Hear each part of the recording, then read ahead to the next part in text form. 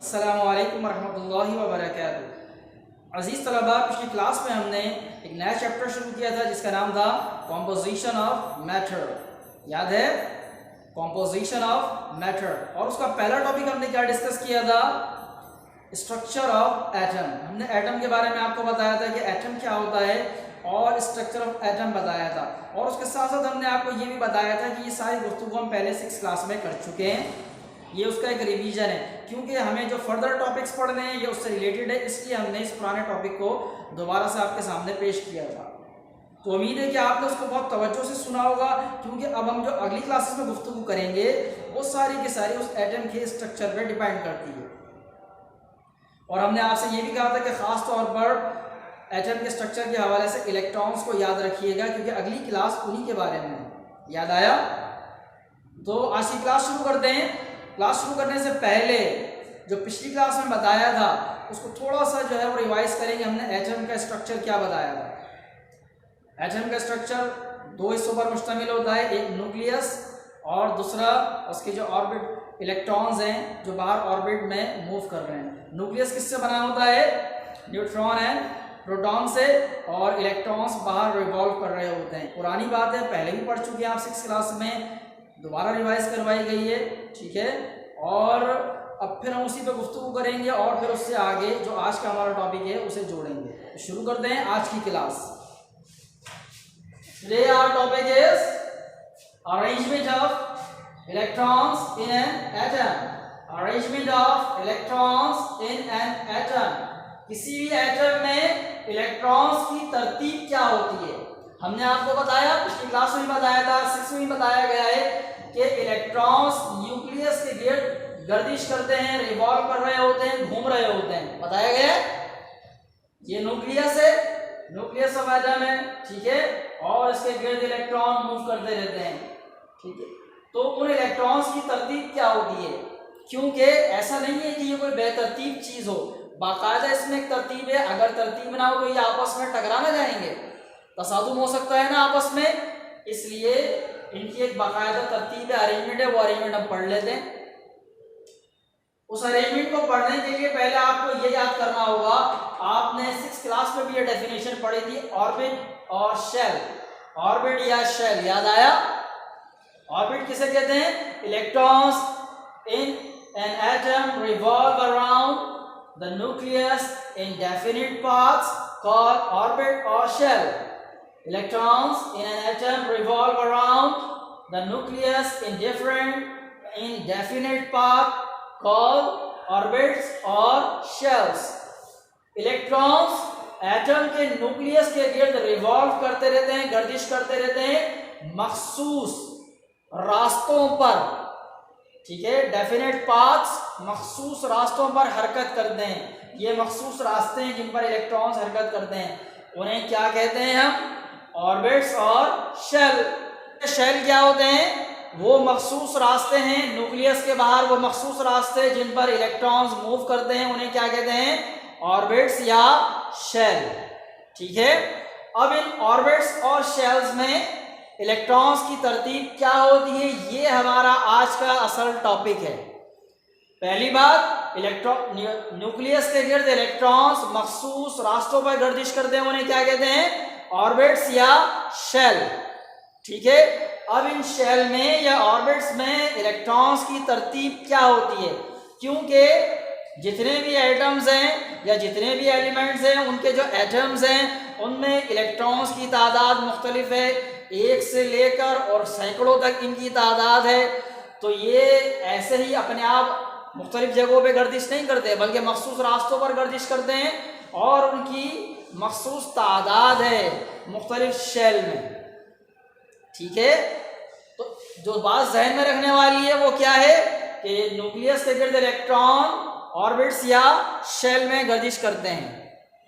जो सबसे पहला शेल होता है, जो सबसे पहला ऑर्बिट है, इसमें एनर्जी लेवल सबसे कम होता है, ठीक है। जो फर्स्ट शेल है इसमें एनर्जी लेवल सबसे कम होता है, और ये सिर्फ और सिर्फ 2 इलेक्ट्रॉन्स को होल्ड कर सकता है या रख सकता है।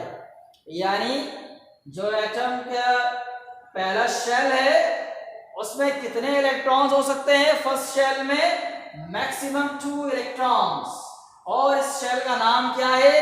के शेल। ठीक है, इसको हम के नाम से मंसूब करते हैं। फर्स्ट शेल कौन सा होता है? के शेल। और इसमें मैक्सिमम कितने इलेक्ट्रॉन्स हो सकते हैं? सिर्फ 2 इलेक्ट्रॉन्स, क्योंकि इसमें एनर्जी बहुत लो होती है, एनर्जी लेवल बहुत लो होता है, सिर्फ 2 इलेक्ट्रॉन्स को ये होल्ड कर सकता है। उसके बाद बात करते हैं सेकंड शेल। सेकंड शेल का नाम हमने रखा है एल शेल। क्या नाम है सेकंड शेल? एल। और इसमें मैक्सिमम कितने इलेक्ट्रॉन्स आ सकते हैं? इसमें एनर्जी फर्स्ट शेल के मुकाबले में थोड़ी ज्यादा होती है, तो ये मैक्सिमम 8 इलेक्ट्रॉन्स को होल्ड कर सकता है। इसमें कितने इलेक्ट्रॉन्स आ सकते हैं? 8 इलेक्ट्रॉन्स। ठीक है, फर्स्ट शेल में 2 इलेक्ट्रॉन, सेकंड शेल में 8 इलेक्ट्रॉन्स। उसके बाद थर्ड शेल, जिसे हम एम शेल कहते हैं, इसमें मैक्सिमम 18 इलेक्ट्रॉन्स आ सकते हैं। ठीक है, तीसरे शेल का नाम क्या है? एम, और इसमें मैक्सिमम इलेक्ट्रॉन कितने हो सकते हैं? 18। और उसके बाद एन शेल। एन शेल में मैक्सिमम 32 इलेक्ट्रॉन्स आ सकते हैं। ठीक है, एन शेल में मैक्सिमम कितने इलेक्ट्रॉन्स हो सकते हैं? 32 इलेक्ट्रॉन्स। अब ये एन पर इसकी गिनती खत्म नहीं हो जाती। First shell K, second L, third M, fourth N. अब क्योंकि इलेक्ट्रॉन्स की तादाद और ज्यादा भी हो सकती है, तो ये एम के बाद ओ शेल भी हो सकता है, पी शेल भी हो सकता है। ठीक है, तो शेल की तादाद मजीद ज्यादा भी हो सकती है, सिर्फ ये इतने ही शेल नहीं है, ये बात जहन में रखिएगा। ठीक है, ये सिर्फ 4 शेल ही नहीं है, सिर्फ 4 शेल्स नहीं है, और भी शेल हो सकते हैं। यहाँ क्योंकि मैक्सिमम तादाद एन शेल तक ही होती है बस, तो हमने ये बताया। फिर इसके बाद अगला जो शेल आएगा एम के बाद एन, एन के बाद ओ, तो उसमें 18 आएंगे। ठीक है, तो यहाँ हमने एन तक इसलिए शो किया कि आपको मैक्सिमम नंबर ऑफ इलेक्ट्रॉन्स बता सके। तो हमने आपको क्या बताया कि पहले शेल को क्या कहते हैं? के शेल, और इसमें कितने इलेक्ट्रॉन्स आ सकते हैं? Maximum 2 electron. सेकंड शेल कौन सा होता है? एल शेल, और इसमें कितने इलेक्ट्रॉन्स आ सकते हैं? 8 इलेक्ट्रॉन। इससे ज्यादा इसमें नहीं आ सकते, कम हो सकते हैं। ठीक है, कम तो आ सकते हैं, इससे ज्यादा नहीं आ सकते। फॉर एग्जाम्पल, कोई ऐसा एटम है जिसमें सिर्फ 9 इलेक्ट्रॉन्स हैं या 6 इलेक्ट्रॉन्स हैं, तो 2 पहले शेल में चले जाएंगे और बाकी बचे 4।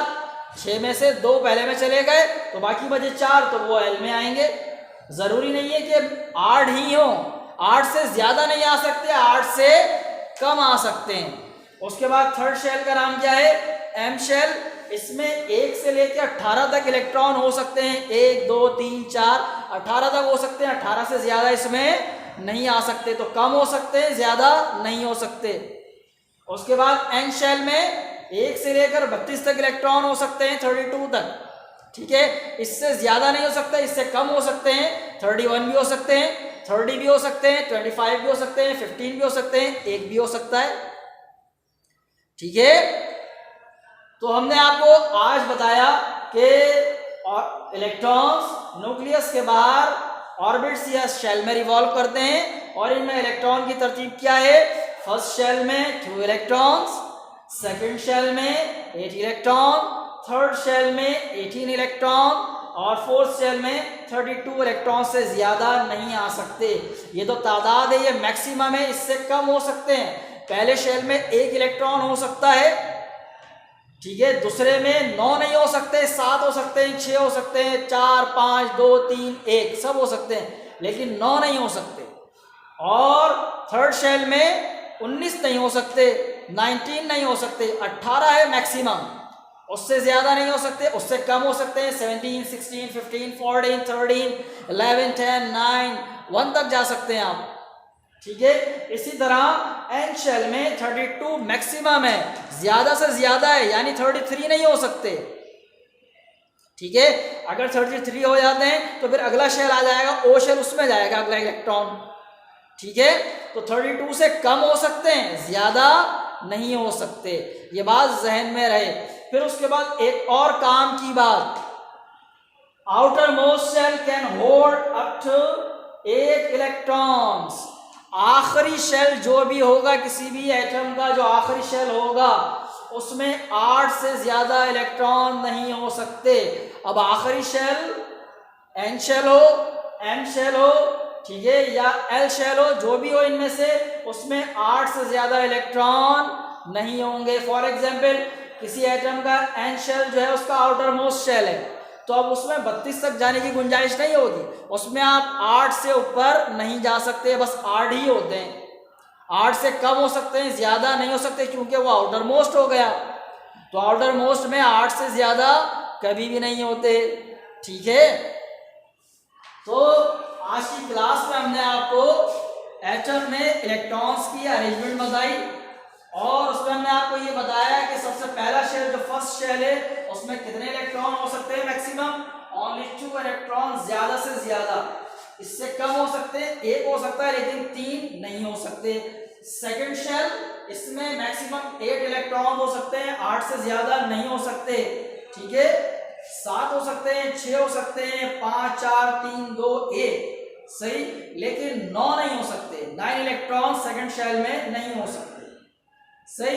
इसी तरह थर्ड शेल में 18 से ज्यादा नहीं हो सकते, 18 से कम हो सकते हैं, सही। और जो फोर्थ शेल होता है एन शेल, इसमें मैक्सिमम 32 हो सकते हैं, ज्यादा से ज्यादा 32 आ सकते हैं, 32 से ज्यादा नहीं हो सकते, कम हो सकते हैं, ठीक है। तो ये ध्यान में रहे कि ये तादाद ज्यादा से ज्यादा है, ठीक, इससे कम हो सकते हैं, ज्यादा नहीं हो सकते। और आउटर मोस्ट शेल में 8 से ज्यादा इलेक्ट्रॉन्स नहीं आ सकते। किसी भी एटम के आउटर मोस्ट शेल में 8 से ज्यादा इलेक्ट्रॉन नहीं हो सकते। अब आउटर मोस्ट शेल उसका एम हो, एन हो, ठीक है, जो भी दोनों में से एल हो, 8 से ज्यादा इलेक्ट्रॉन उसमें नहीं आ सकते, क्योंकि एन में गुंजाइश तो 32 की है, लेकिन अगर ये आउटर मोस्ट हो गया तो फिर इसमें 8 से ज्यादा नहीं आ सकते। तो आज हमने एटम्स में इलेक्ट्रॉन्स की अरेंजमेंट के बारे में पढ़ा। उम्मीद है कि आपको ये समझ में आया होगा। समझ में आ गया? अब आपको क्या करना है, आपको सिर्फ ये याद करना है कि पहले शेल में कितने इलेक्ट्रॉन आ सकते हैं, मैक्सिमम, ज्यादा से ज्यादा। दूसरे शेल में ज्यादा से ज्यादा कितने आ सकते हैं, तीसरे में ज्यादा से ज्यादा कितने आ सकते हैं, चौथे में ज्यादा से ज्यादा कितने आ सकते हैं, और आउटर मोस्ट शेल में ज्यादा से ज्यादा कितने इलेक्ट्रॉन्स हो सकते हैं, ठीक है। ये तादाद आपको याद करना है। और ये तो पुरानी बात है जो 6 में पढ़ाई गई थी, ये वैसे ही आपके जहन में होगी, अगर नहीं है तो यहाँ से याद कर लें, ठीक है। तो आज के दिन का काम क्या है, आपको ये इलेक्ट्रॉन्स के अरेंजमेंट और मैक्सिमम जो क्वांटिटी है उसे याद करना है। तो इंशाल्लाह मजीद इसी टॉपिक से रिलेटेड अगली क्लास में और गुफ्तगू करेंगे। तब तक के लिए अस्सलामु अलैकुम व रहमतुल्लाहि व बरकातहू।